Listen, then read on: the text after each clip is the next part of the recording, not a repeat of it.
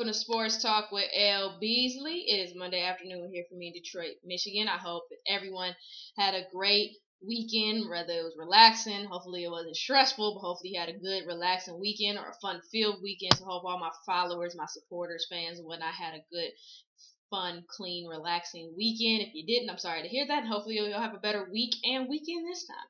But just moving on to Monday. Monday's always kind of my review day of the NFL and college football, but now with the NBA being back, it's just like a review overall. So just kind of basically just talking about what's going on in the world of sports. I guess I'll touch base with the NFL first. As far as that goes with some of the games that I saw, no game really surprised me too much. I think I was a little, I was impressed with not really impressed, but more intrigued by the Broncos-Bengals game just because it kind of went back and forth, and it's always a pleasure to watch Manning do his thing and just watch that Bronco team get better and better, even if they do have to keep doing these comeback wins. Ravens beating the Browns, certain things like that. Nothing really surprised me too much. Like I said, Bears beating the Titans, not surprised. Packers beating the Cardinals, not a surprise. The Colts and the Dolphins, that was a game to watch, and once again, congratulations to Andrew Luck, in all his success. And, one thing that kind of gets me with this is, once again, I was one of the main people who said that this kid was going to have a good rookie season and probably a successful career as long as he stayed healthy. And Indianapolis Colts put pieces around him. Obviously, we don't know if he'll ever, leave the Colts. We'll have to wait and see. But just, I felt like this guy would have a good season. I feel like he can have a good career. People kind of got over me originally, like, Andrew Luck is not going to be this, Andrew Luck's not going to be that. And now it's funny because half those same people are on his bandwagon now, like, oh, Andrew Luck's a beast. Well, if you learn to listen to me, you're going to be better off. Just listen to me. I'm not surprised that, what he's done with this team. Like I said, it's impressive to see. And even Ryan Tannehill in his own way has been growing. Obviously it may not be on the same level as RG3 or Andrew Luck, but obviously, he's growing on his own level, and he's made, the Dolphins kind of a team to kind of, tune into a little bit, on Sundays, because you never know if the Dolphins are going to truly bring it. Obviously, he has a couple of nice pieces as well, but just, it's been crazy to see some of these rookies grow. Speaking of rookies, RG3 went up against Cam Newton and the Carolina Panthers, and the Carolina Panthers finally in that 5-game losing streak and are able to get a win. And that's what you do. As far as the Panthers go, that just shows me that they're facing adversity. Teams are going to go through that, and that's what I want to see. When you are faced with 5-game losing streaks, or just losing streaks, period, you got to dig deep down in there as a team, not just as one player, but as a team, and, come together. And that was impressive to see just the Panthers, come in here. And obviously, the Redskins have their struggles. Not to say, like, they beat a phenomenal team. But even the Redskins, once again, RG3 continues to compete on a nonstop level. Just needs some more help from his teammates. And I think if he gets that, they'll be fine. Texans beating the Bills was nothing to me. I expected that. The Seahawks beating the Vikings, that wasn't actually too big of a shock for me, because as I said before, with the Vikings and the Seahawks, with the play of Christian Ponder, and if you make this Viking team all about Adrian Peterson, as great as the years Adrian Peterson is having, which, hey, I'm about to talk about that in a minute, you're not going to win with just Adrian Peterson, not against good teams, and like I said, Seahawks did what I thought they would. They locked down the passing game. They got pressure on Ponder. So at the end of the day, Seahawks did exactly what I thought they were going to do, and the Vikings did exactly what I thought they were going to do, which was go through Adrian Peterson. And big shout out to Adrian Peterson, and his success after coming back from a torn ACL. And like I said, speaking from a point of, I tore my ACL, I played ball, it's crazy just to see him come back the way he has. This boy is a monster. It's just great to have him back. He's better for it. And most times, like I said, you could truly be better than you were before the tear if you have the mental capacity as well as the physical capacity to do it. And it's just great to see Adrian Peterson doing that. The Raiders beating the Bucks. The Bucks beating the Raiders. That wasn't too big of a surprise. It was a nice little fall game, though. The Giants and the Steelers, that was there was some questionable calls in that game, but the Steelers still came out with the win, 24-20. Like I said, that really was the big thing with me was I would probably say was the questionable calls. A couple questionable calls in that game, but I'm not gonna really get into that. I got into that all on Twitter, so I'm not doing it again. My Detroit Lions beat the Jaguars 31-14, and really the whole thing I got to say about the Detroit Lions, really, for me, is they're saying exactly what I said they needed as an offense, to find the balance. You find the balance, you can get going. And that's one of the keys to the success of the Lions. You got to find that balance between the running game and the passing game, and at the same time go out there and execute the play call, and you'll be fine. And obviously, I would have liked to see them blow out the Jaguars a little bit more because it's the Jaguars. No offense to the 1-7 Jaguars, but just saying, I would have liked to see them blow out the Jaguars even more. But I'm not gonna look a win in the face and just say no, I don't want it. But like I said, they had Lions. I say about maybe 280 yards or so went to passing, and then the other 285 yards went passing, and then about 140, maybe 30 something went to the running game, and obviously all the touchdowns were through the running game. But that was just what I would really like to see. We got Calvin Johnson involved, more 7 receptions for 129 yards, but they are finding that balance, and if they can continue that balance and continue that play calling execution, there's no reason this team can't be successful and continue to get better as a team. So that's good to see. They're just doing exactly what I said. Like I said, learn to listen to me. The Cowboys and the Falcons. I said on my show, the only way the Falcons were going to win this game is if they got Turner going. And they got it. They didn't get him going early in the first half, but they got him going in the second half. And that is exactly what the key was. Once again, the Cowboys just couldn't hold on. It's either if it's not turnovers, they just can't seem to hold on. They can't seem to score that extra touchdown to get the win.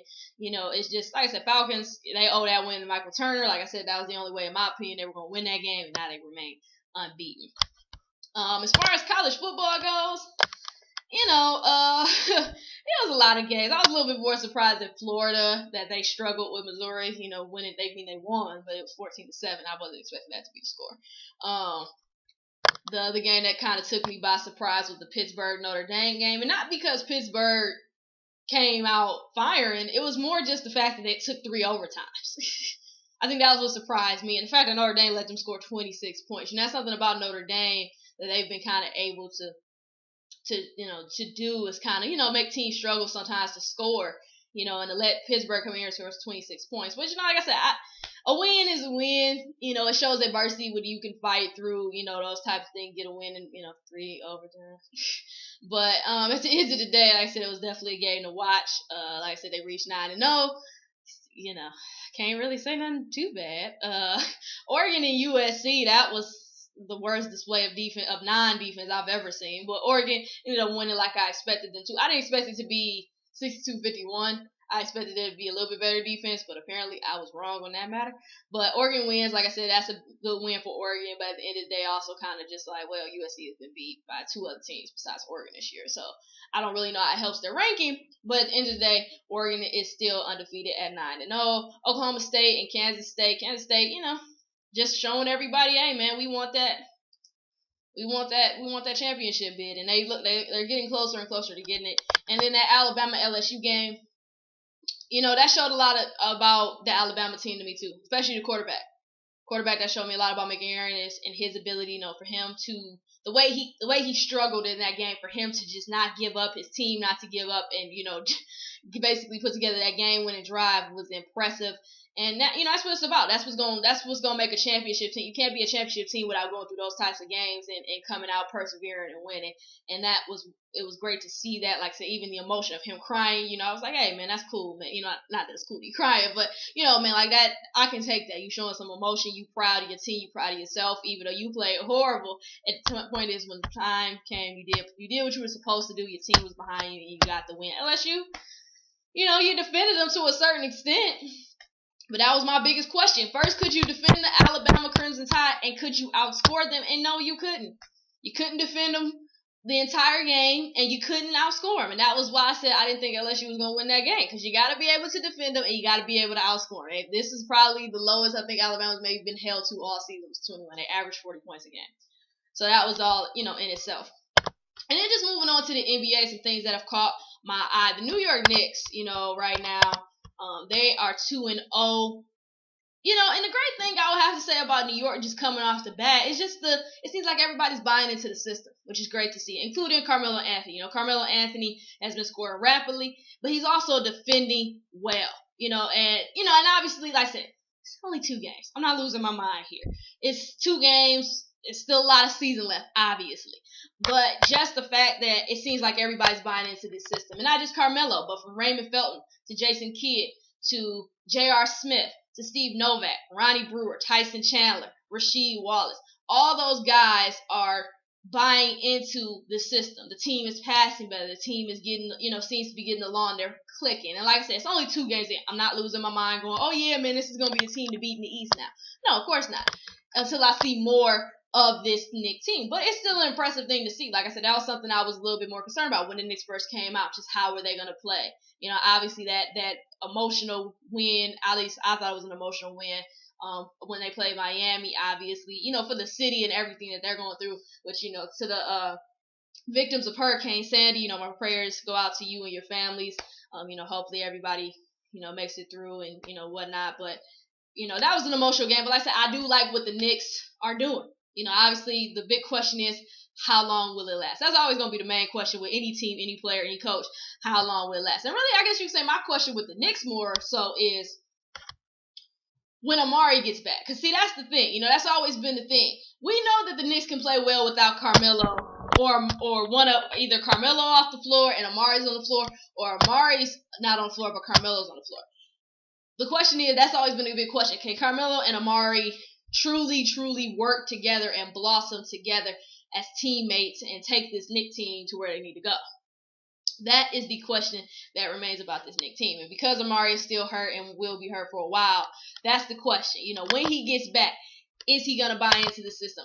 Is everybody going to collectively, are they going to, pretty much keep going and doing what they're doing? And obviously, like I said, it's going to be a minute before Amari gets back anyway. So we have to see if the Knicks even continue this way of play. But if they do, it'll just be interesting what happens once they get Amari back. Just some other things that's been catching my eye. The Los Angeles Clippers. I'm not really surprised by the Los Angeles Clippers' success. I mean, one thing, like I said, I know it's about Los Angeles. They're deep, they're athletic, and they're big. But the question that will always remain in my mind with the Los Angeles Clippers is, can you stay healthy? I'm going to be honest with you. That's always been my question. Can you stay healthy? Because if you can't stay healthy, it doesn't mean much. And that's always been the thing. Obviously, you got players already, on the sideline, like Chauncey Billups, who's ready to come back. Obviously, you got guys like that. But just speaking from, Chris Paul, I hope he stays healthy. That's my boy. I love Chris Paul, so I hope he stays healthy. But even him, and like I said, watching the growth of this team, Jamal Crawford, he's looked great for them so far. No question. He's been so impressive for them so far. But like I said, the biggest thing is just staying healthy and continuing this way of play. Like I said, they only played 3 games so far. But like I said, I like the fact that they came out, with a swiftness, with a smackdown. Like I said, they're young, they're athletic, they're big, they're deep. It's no reason this team can't be successful if they can stay healthy. And that's pretty much my same thoughts about the Portland Trailblazers. Everybody, wants to get on Damian Lillard's bandwagon now. I've been the main one since this boy was in college saying that he was going to be a beast. I said the Portland Trailblazers be smart to go get him. I actually remember a couple Portland Trailblazer fans on my Twitter like, are you crazy? That's the stupidest idea I ever heard. Yeah, how stupid was that?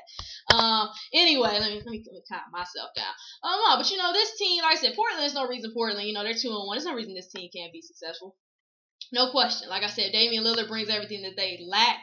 But if Portland can stay healthy, it's no reason. Like I said, the problem I probably would say with Portland is just, other than staying healthy, it's just the fact that they don't have the best bench. But, I mean, that could be spoken about plenty of teams in the NBA. Moving on to my Los Angeles Lakers, who finally got a win last night against my hometown Detroit Pistons. Thank God. If they lost that game, I might have had to go off. But, they in my opinion, they finally showed the intensity I was looking for, both offensively and defensively. And that's not to say that, they're looking precisely the way I want them to, because the Pistons just looked like they didn't even want to play the other night. But just the fact that, Kobe did a little bit of everything. He was the facilitator. He was the scorer. Dwight Howard looked great. He took advantage. And, obviously, Monroe and Drummond aren't, big men like Dwight, so they can't necessarily body him up. But they did their thing. They did their best. At least I'm hoping they did their best. But it was just nice to see that team get going, period, as a whole. And it was great to see Darius Morris, who's Michigan alumni, with Steve Nash being out. It's been a question of, who's going to be the backup point guard to step up, because Steve Blake obviously hasn't done it since he's been here. And, hopefully maybe Darius Morris can be that person. I don't know if he can be. Like, I always felt like he was the one who kind of left a little too early. But at the end of the day, that's going to be one of the questions about this Laker team is, can they get that backup point guard to step up? But like I said, I like what I saw.